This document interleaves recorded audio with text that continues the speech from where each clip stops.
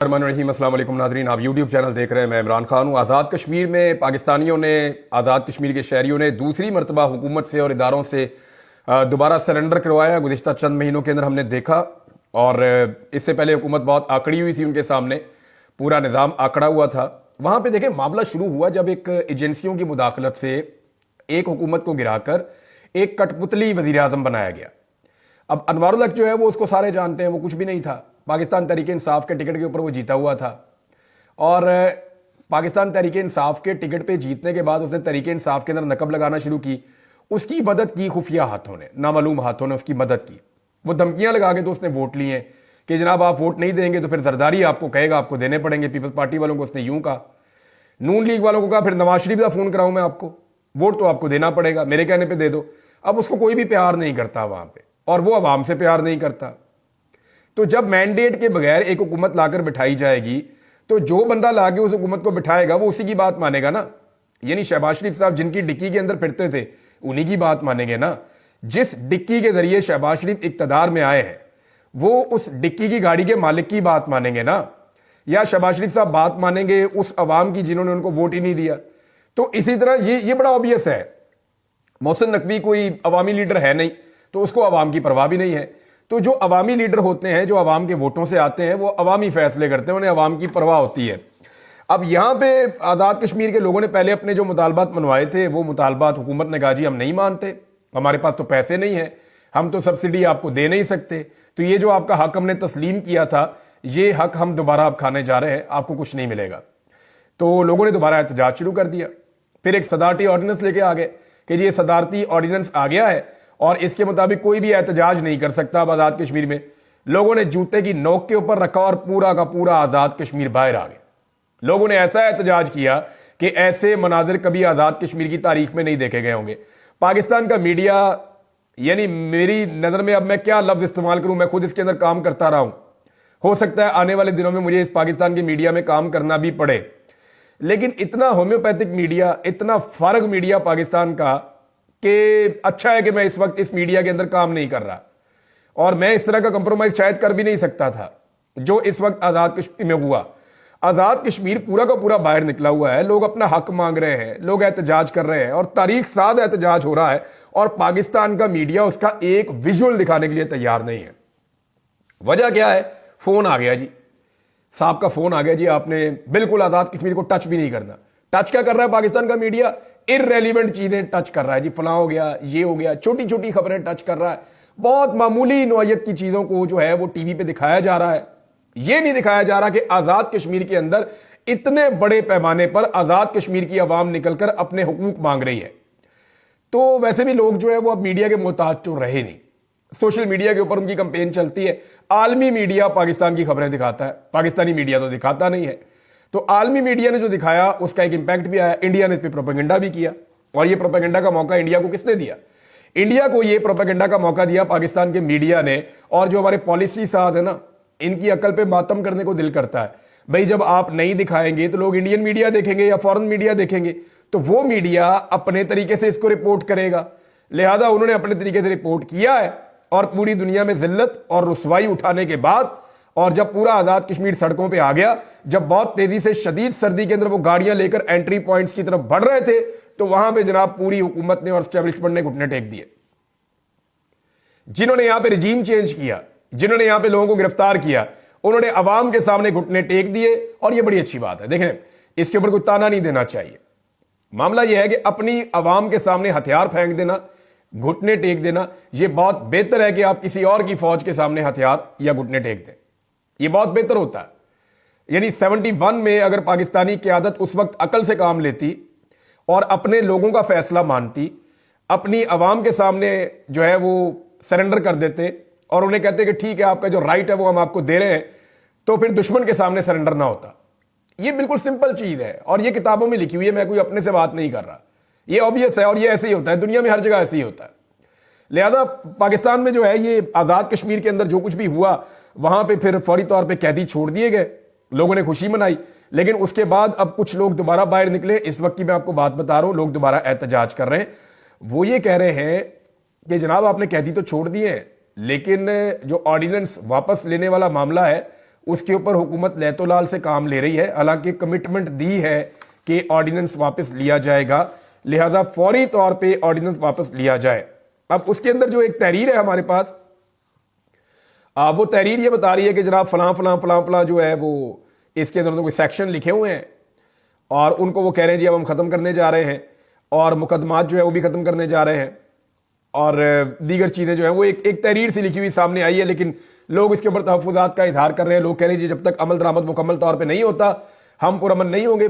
कश्मीर के शहरियों का क्या है, आज आपने उनके कैदी छोड़ दिए, आप उनकी कल बात मानेंगे नहीं तो वो परसों दोबारा निकल के सड़कों पर आ जाएंगे, फिर वो एंट्री पॉइंट्स की तरफ आ जाएंगे, और ये दुनिया के अंदर एक बड़ी खबर बनती है। तो पाकिस्तान जो है वो बहुत अजीब तरीके से पाकिस्तान की रियासत फंस गई है, पाकिस्तान की हुकूमत फंस गई है, और उन्हें ये मुतालबा तस्लीम भी करने पड़ते हैं। नहीं करते तो वो एहतजाज करते हैं, मुतालबा तस्लीम करते हैं तो IMF डांटता है। और हुकूमत के बाद इतने पैसे नहीं है, इतनी नालायक और नकम्मी हुकूमत है कि उन्होंने पाकिस्तान को इतना गरीब कर दिया है और पाकिस्तान की मईशत को वहां पहुंचा दिया है कि जिन तबकात को माजी में सब्सिडी दी जा रही थी अब उन्हें सब्सिडी दे नहीं पा रहे।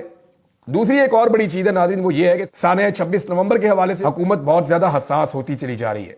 एस्टेब्लिशमेंट और हुकूमत का खौफ बहुत ज्यादा बढ़ रहा है, क्योंकि 12 लाशें पाकिस्तान तहरीक इंसाफ के पास हैं, और जो लाशें गायब हैं उनके बारे में अभी तक कुछ पता ही नहीं है। मैं लाशें गायब हैं क्यों कह रहा हूं, इसलिए कह रहा हूं कि लोग लापता हैं। जब लोग लापता हैं तो हमें तो नहीं पता कि वो जिंदा है या शहीद हो गए। यानी जो लोग, ये डाटा तो हुकूमत ने देना था ना कि जनाब इतने बंदे हैं जो हमने गिरफ्तार किए हैं, इसके अलावा हमारे पास कोई नहीं है, ये उनके सारे नाम हैं, ये नाम हम आपके साथ शेयर कर रहे हैं, इनके अलावा आप चेक कर लें आपका कोई बंदा हमारे पास नहीं है। तो फिर पाकिस्तान तहरीक इंसाफ डाटा देती कि जनाब हमारे इतने बंदे गायब हैं। अभी वो कह रहे हैं जी 100 से ज्यादा बंदे हमारे गायब हैं। अब वो जो बंदे 100 से ज्यादा गायब हैं, जो जेलों में भी नहीं पता चल रहा कहां पे, थानों में भी नहीं पता चल रहा कहां पे, ना वो अपने घरों को पहुंचे हैं, तो वो बंदे गए कहां पे। अब उसके बारे में दो राय है, या तो उनको लापता कर दिया गया है, अगवा कर दिया गया जबरी तौर पे, या फिर वो शहीद हो गए, उनकी लाशें गायब कर दी गई हैं। अब इन चीजों को लेकर जब सहाफी सवालात उठा रहे हैं तो क्या गलत कर रहे हैं। अब जब सवाल कोई उठाता है तो उसके ऊपर जो है वो केस किया जाता है। मिसाल के तौर पे मैं आपको ये बताता हूं कि पंजाब में क्या हुआ और ओवरऑल पाकिस्तान में क्या हो रहा है। डी चौक में शहादतों के हवाले से बात करने पर अब तक पंजाब में FIA ने 30 से ज्यादा मुकदमात दर्ज किए हैं। ये मोहम्मद उमैर साहब है, उन्होंने खबर दी है। 3 रोज में 1 दर्जन से ज्यादा गिरफ्तारियां हो चुकी हैं और क्रैकडाउन अभी तक जारी है। डी चौक एहतजाज इदारों से मुताल्लिक मामलात पर प्रोपेगेंडा या खबरें देने पर 90 मुकदमात हो गए हैं। अरकान पार्लियामेंट, सहाफ़ी, सोशल मीडिया एक्टिविस्ट नामजद किए गए हैं। 620 सोशल मीडिया अकाउंट्स की निशानदेही की गई है। 470 इसमें से बैरून मुल्क से ऑपरेट हो रहे हैं। इस्लामाबाद से 36, लाहौर गुजरावाला से 11, फैसलाबाद 9 और पेशावर में 6 और मुल्तान में 4 मुकदमात। इस तरह जनाब ये मुकदमात दर्ज किए जा रहे हैं। ये एक खौफ की फिजा बन गई है, यानी अवाम को डराने की कोशिश की जा रही है। जितनी मेहनत की गई थी ना 9 मई के मामले को उठाने के लिए, उससे ज्यादा मेहनत की जा रही है 26 नवंबर के मामले को दबाने के लिए। लेकिन मैंने एक शेर आपको पहले दिन सुनाया था, वो मैं आपको अब फिर सुना देता हूं, और ये हकीकत है, इससे कोई कभी नहीं भाग सकेगा कि कातिल ने किस सफाई से धोई है आस्तीन, कातिल ने किस सफाई से धोई है आस्तीन, उसको खबर नहीं कि लहू बोलता भी है। तो जनाब ये खून कहीं ना कहीं से नजर आ जाएगा। जिसके ऊपर एक कत्ल आ जाए ना वो फिर बचता नहीं होता। 302 बड़ी खौफनाक चीज है।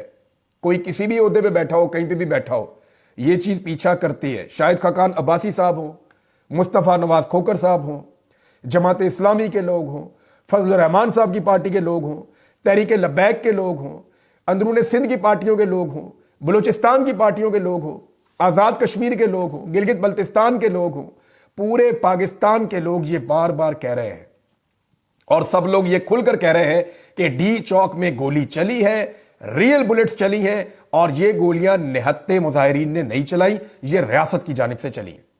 शाहिद खाकान अब्बासी ने कहा हुकूमत इसके ऊपर माफी मांगे। ये नहीं उनका बड़ा स्ट्रेट फॉरवर्ड इस पे स्टेटमेंट है। उन्होंने कहा हुकूमत को PTI मुजाहिरीन पर गोली चलाने के जुर्म में माफी मांगनी चाहिए। मुल्क के लिए सबको एक साथ बैठना पड़ेगा। हुकूमत पाकिस्तान को तहरीक इंसाफ के मुजाहिरीन पर गोली चलाने के मुबैना जुर्म पर माफी मांगनी चाहिए। कमीशन बनाकर मामले की तहकीकात करके हकायक अवाम के सामने लाए जाएं। मिफ्ता इस्माइल भी थे, शाहिद खाकान अब्बासी भी थे। इन लोगों ने बड़ा क्लियरली ये कहा कि, और ये कह रहे हैं कि गोली चली है, यानी हर बंदा ये मान रहा है कि वहां पे गोली चली है, हुकूमत नहीं मान रही। और जो लोग ये कहते हैं उनके ऊपर मुकदमा दर्ज होते हैं। अब पश्तूनों की गिरफ्तारियों का सिलसिला अभी भी नहीं रुक रहा। शाहिद खाकान अब्बासी साहब ने अब ये बात की है ना, उनको भी गिरफ्तार कर लें। फजल रहमान ने ये बात की, उनको भी गिरफ्तार कर लें। जमात इस्लामी ने ये बात की, उनको भी गिरफ्तार कर लें। जो बंदा ये बात करता है उसको गिरफ्तार कर लेते हैं। तहरीक इंसाफ के ऊपर इतना शदीद दबाव है कि आपने 12वें के बाद 13वां नाम नहीं लेना, और उनके ऊपर इतना शदीद दबाव है कि आपने अपने लापता अफराद का जिक्र भी नहीं करना। आपके लापता अफराद का आपने तस्करा भी नहीं करना, कहीं पे आपने जिक्र नहीं करना कि आपका कोई बंदा लापता है। और जब वो लापता की बात करते हैं तो फिर उसकी या तो डेड बॉडी आएगी या वो जिंदा वापस आएगा, दोनों में से एक ही ऑप्शन है ना। अब जब तक वो नहीं आ जाता तो तहरीक इंसाफ वालों को क्या पता या उसके घर वालों को क्या पता कि उनका प्यारा जो है वो जिंदा भी है या नहीं है। अभी मेरे पास कुछ और लोगों ने मैसेजेस किए कि जनाब हमारा ये बंदा शहीद हो गया, हमारे बारे में किसी ने आवाज नहीं उठाई, बताया नहीं है, तो लिहाजा ये खबर जो है वो दी जाए। अब इसको दबाने की जितनी कोशिश की जा रही है मामले को, ये आलमी सतह पे उतना ज्यादा उठ रहा है। और इमरान खान साहब का इस पर मुतालबा बड़ा सख्त है। वो कहते हैं जी इसके ऊपर एक जुडिशियल इंक्वायरी करवाएं, सीनियर तरीन सुप्रीम कोर्ट के जो जजेस हैं उनका एक जुडिशियल कमीशन बनाया जाए और इसके ऊपर एक इंक्वायरी करवा दें। ये इमरान खान साहब का मुतालबा है। अब इमरान खान साहब का मुतालबा जो है वो माना नहीं जा रहा। दिन रह गए पीछे थोड़े।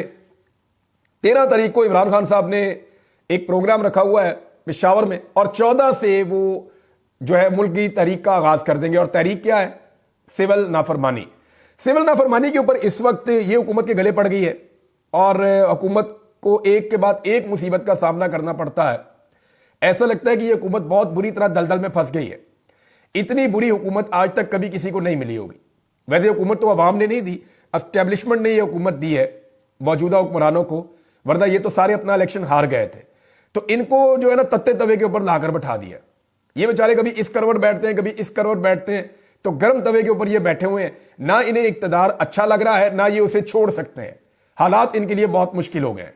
अब अगर इमरान खान साहब की कॉल यानी सिविल नाफरमानी की, उसके ऊपर मीडिया में एक प्रोपेगेंडा शुरू किया गया है और यह कहा जा रहा है कि शायद पीटीआई डर गई है, पीटीआई कह रही है कि यह नहीं हो सकता, बहुत ज्यादा बददिली पैदा हो गई है, पीटीआई डिवाइड का शिकार होगी। आपको याद होगा इससे पहले भी बार बार यह कहा गया कि इमरान खान साहब माइनस हो चुके हैं, पीटीआई डिवाइड का शिकार हो गई है, बुशरा बीबी जो है वो बनने जा रही है वादा माफ गवाह, अली अमीन गंडापुर जो है वो एस्टेब्लिशमेंट के आगे बिक गया है, फलां जो है उसके साथ ये हो गया है, बैरिस्टर घोर जो है वो फलां के साथ खेल रहे हैं, और जो उमर अयूब जो है वो उन्होंने किसी के साथ हाथ कर दिया है, और पंजाब की क़यादत ने ये बड़ी गेमें की हैं। पहले पाकिस्तान तहरीक इंसाफ को तोड़ने की 1 लाख कोशिशें हुई हैं, लेकिन जब तक इमरान खान साहब मौजूद हैं तब तक इस जमात को कोई तोड़ नहीं सकता। ये बिल्कुल एक सिंपल चीज है, क्योंकि इमरान खान साहब की वजह से ये जमात है और वो इस जमात को एक मजबूती के साथ उन्होंने पकड़ा हुआ है, और ये सारे लोग इमरान खान के साथ जुड़े हुए हैं।